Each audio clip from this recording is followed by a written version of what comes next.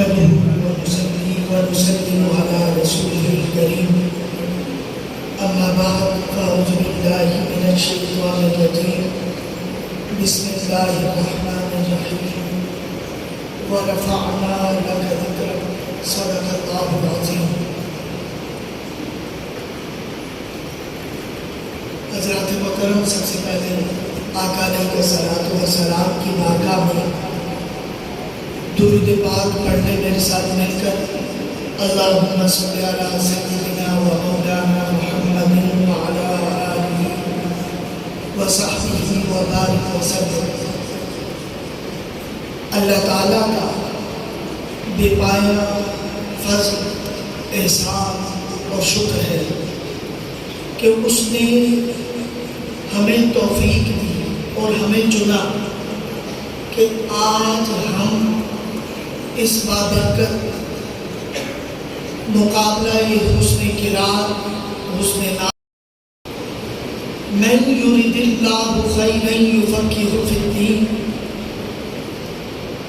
ایسی مجالس اور بزم میں کوئی بھی انسان خود سے نہیں آتا.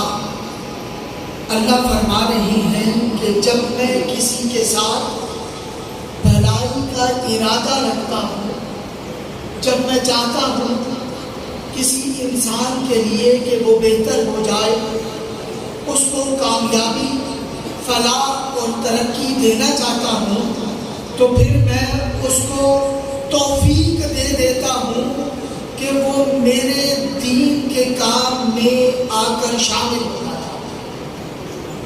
یہ اللہ پاک کی توفیق ہے کہ یہ تمام طلباء آج ایک دارالعلوم میں تعلیم حاصل کر رہے ہیں، اور آپ والدین خوش نصیب ہیں کہ اللہ پاک نے آپ کو چن لیا، کہ آپ کے دل میں یہ بات ڈال دی کہ دین ہی ہمارا اصل سرمایہ ہے.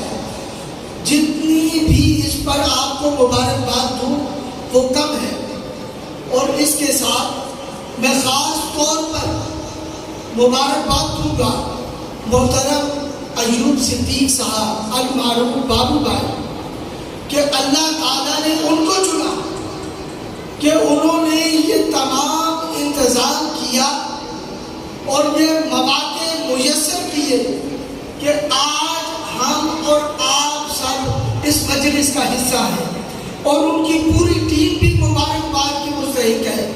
میں نے وہ ماحول دیکھا ہے کہ یہ کس طرح دن رات ایک کر کے ان بچوں کی تیاری کرواتے ہیں.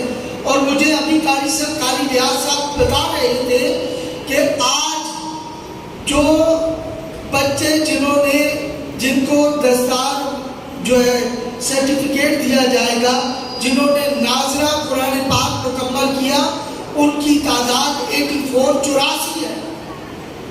اتنی بڑی تعداد میں ناظرہ قرآن پاک بچوں نے اس ادارے سے مکمل کیا.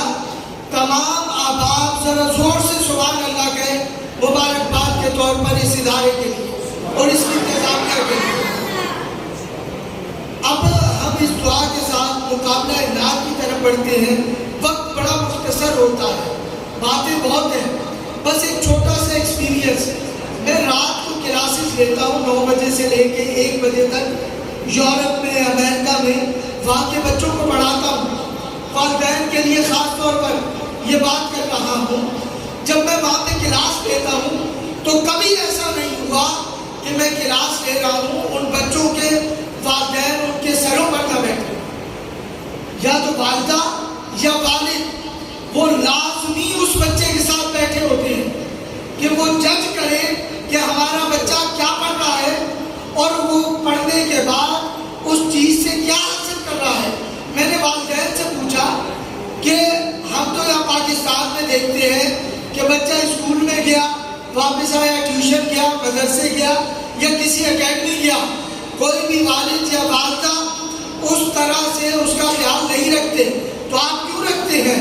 تو وہ کہتے ہیں کہ بھائی جب تک بچے کی تربیت جو ہے صبح سے لے کے شام تک اپنی آنکھوں کے سامنے نہ کی جائے، تو ہم اس بات کی شورٹی اور گارنٹی نہیں دے سکتے کہ بچہ جو جس چیز کے لیے ہم نے اس کو ادارے میں بھیجا وہ حاصل کر رہا ہے یا نہیں.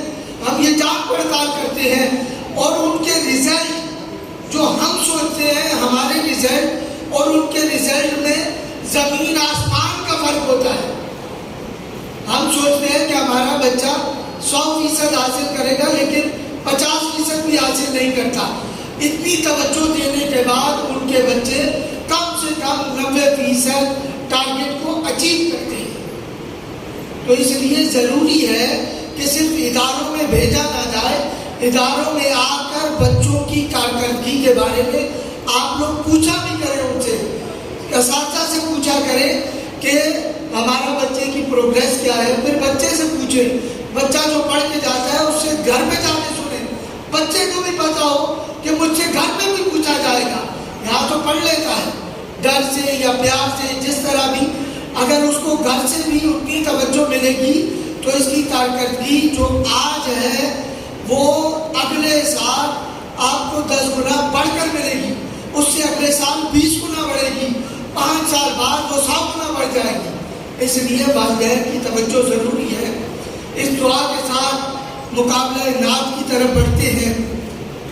ادارے کے لیے بھی دعا کرتے ہیں, والدین کے لیے بھی, بچوں کے لیے بھی, کہ ایک عرض گزاروں اے مولا, ایک روز مجھے مر جانا ہے, یہ دنیا ایک سرائے ہے, آخر مجھ کو گھر جانا ہے, پر جب تک جان سلامت ہے وہ ورد زباں سبحان اللہ, ہر سانس پکارے لا الہ, ہر دھڑکن بولے الا اللہ. میں کمتر ہوں, ایک ذرہ ہوں, تو الفا ہے, تو اعلیٰ ہے, تو میرے ذہن پہ حاوی ہے, تو میری سوچ سے والا ہے, کیلے سے ریشم بنوایا, پتھر سے رزق نکالا ہے, مٹی سے خوشبو پیدا کی, بیچ میں جنگل ڈالا ہے, ایک بجلی روشن روشن ہے, ایک بادل